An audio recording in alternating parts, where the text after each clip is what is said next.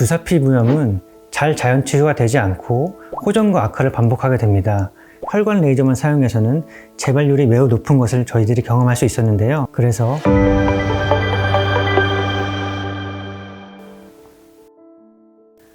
안녕하세요. 피부얼라이브의 피부과 전문의 서성락 이선구입니다. 오늘은 안면 홍조와 주사 피부염에 대해서 이야기를 나누려고 합니다. 먼저 안면 홍조는 얼굴에 혈관이 늘어나 얼굴이 붉게 보이는 상태를 말합니다. 누구나 햇빛을 많이 쬐거나 심한 운동을 하거나 사우나를 오래 한다던가 맵고 뜨거운 음식을 먹고 또 부끄러운 상황이 되면 얼굴이 붉어지게 됩니다. 하지만 정상적인 피부에서는 그것이 시간이 지나면 금방 가라앉게 되죠.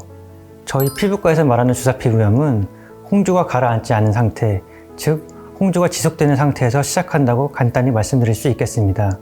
그래서 주사 피부염이 있는 환자분들은 술도 안 마셨는데 코가 붉어가지고 너 술 마셨냐 이런 말들을 종종 듣기도 하고, 열이 조금만 오르는 상황에서 얼굴에 열감이 심하게 올라오고 심하면은 따가움증까지 있어서 일상생활에 심한 불편함을 느끼는 분들도 많습니다. 이 원장님, 그러면 이런 주사 피부염이 생기는 원인이 어떤 것이 있을까요?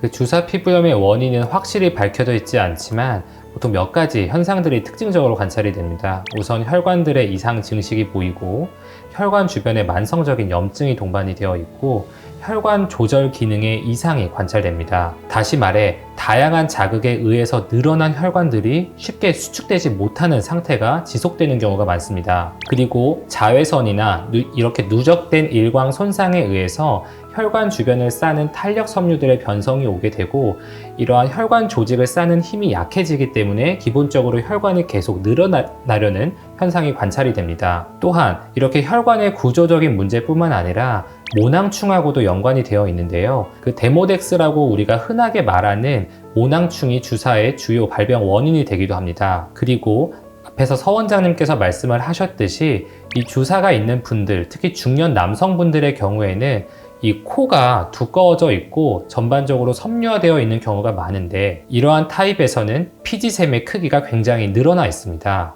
그리고 이렇게 혈관들이 계속 증식되고 혈관에서 염증성 물질들이 과도하게 분비되는 과정이 지속되다 보면 피부 손상이 가속화되고, 그에 따라서 어떤 제품을 새로 바르면 따가움증을 느낀다든지 불편한 느낌을 받는다든지 등의 피부가 계속적으로 민감화된 상태로 바뀌게 됩니다. 주사 피부염은 크게 4가지 종류로 나눌 수 있습니다. 첫째, 홍반 혈관 확장형. 둘째는 모낭염 같은 염증성 구진들이 동반되는 구진 고름 물집형. 셋째는 앞서 말씀드렸던 코가 비우되고 빨갛게 되는 딸기코형. 넷째는 안검염 등이 동반된 안주사로 나눌 수 있습니다. 이러한 분류들이 중요한 게, 이 주사 피부염은 잘 자연 치유가 되지 않고 호전과 악화를 반복하게 됩니다. 그리고 주사 피부염은 진행성 질환으로 분류됩니다.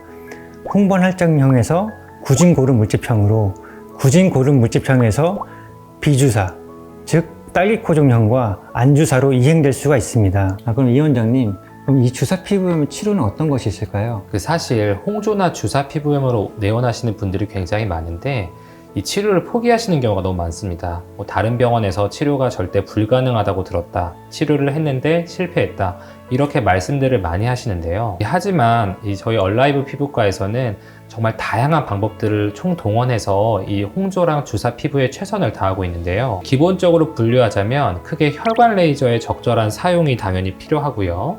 그리고 고주파의 사용, 스킨 부스터, 그리고 적절한 상담을 통해서 환자분들께서 잘못된 생활 습관이 있다면 그런 것들을 교정하도록 안내를 해드리고 있습니다. 첫 번째, 가장 중요한 건 이 홍조랑 주사 자체가 기본적으로 혈관의 확장, 혈관의 이상 증식이 동반이 되어 있기 때문에 혈관들을 적절히 제거해 줄 레이저의 사용이 필요하고, 여기서 가장 효과적으로 알려진 것은 595나노미터의 파장대를 가진 V빔 레이저입니다.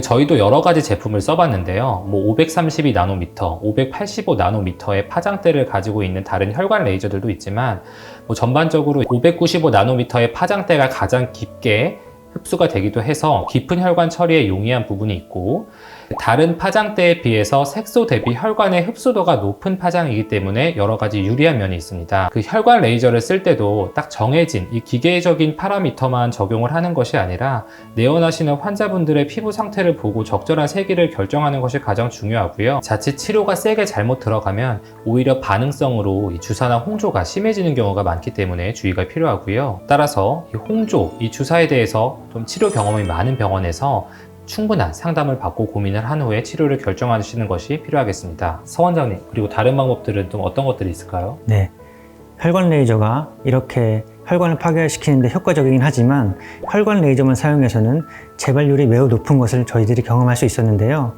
그래서 그 외에 고주파 장비라든가 스킨 부스터, 경구약과 도포제 등을 복합적으로 사용해서 저희 얼라이브는 치료를 하고 있습니다. 고주파 장비는 진피층의 염증을 줄여주고 피부 장벽을 회복시켜주며 혈관 레이저로 파괴된 비정상적인 혈관들을 피부 안쪽으로 빨리 흡수되도록 도와줍니다. 이에 더해서 피지샘을 위축시켜주고 피지 분비를 줄여줘서 특히 피지샘이 증식되어 있는 딸기코 종양에 효과적일 수 있습니다. 저희 병원에서는 이렇게 홍조를 치료할 때 가장 최신 고주파 장비인 오프스 장비를 사용하고 있습니다. 그리고 폴리뉴클레오타이드 성분인 리주란, 보톡스, 히아루론산이 섞인 스킨 부스터를 사용하면 홍조에 효과적일 수 있습니다. 리주란과 히아루론산은 피부의 유수분 밸런스를 맞춰주고 보톡스가 하는 역할이 근육을 마비시키는 것뿐만 아니라 피지샘을 위축시키고 혈관을 수축시켜주는 역할도 할 수 있습니다. 특히 이러한 스킨 부스터는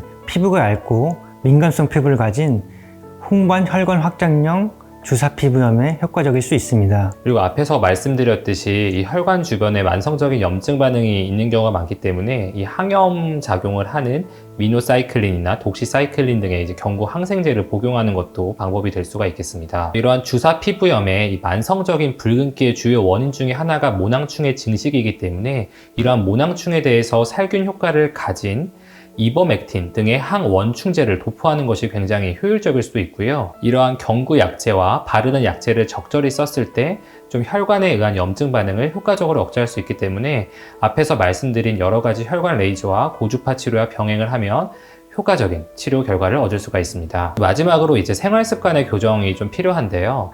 이 사실은 이 혈관의 수축과 이완을 계속해서 반복시키는 요인들을 제거해 주는 것이 필요하고, 지나치게 이제 저온의 자극이라든지 그리고 피부에 급격한 온도 변화를 주는 것 자체가 매우 안 좋고요. 술이나 맵고 뜨거운 음식같이 혈관 확장을 유발할 수 있는 요인들을 최대한 제거하는 것이 필요하겠습니다. 지금까지 안면홍조, 주사 피부염에 대해서 이야기를 나눠봤는데요. 우리가 난치성이라고 알고 있지만 적절히 치료하면 반드시 좋아질 수 있습니다. 이상으로 피부과 전문의 서성락, 이선구였습니다. 감사합니다.